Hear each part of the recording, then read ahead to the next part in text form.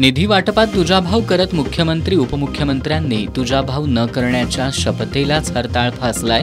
काँग्रेसचे विधान परिषदेतील गटनेते आमदार सतेज पाटील यांची घणाघाती टीका।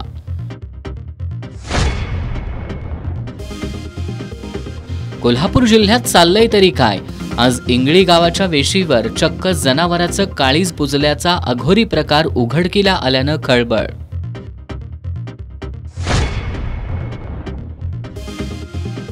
कोल्हापूर बाजार समितीत दिवाळी पाडव्यानिमित्त पार पडले गुळ सौदे।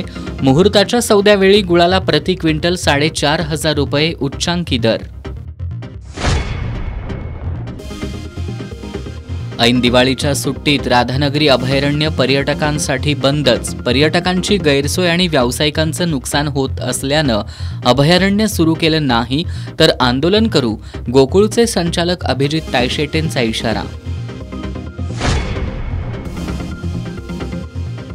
आणि कोल्हापूरकरांनी दिवाळी पाडव्याच्या निमित्तानं जपली पशुधनाबद्दलच्या कृतज्ञतेची प्रथा।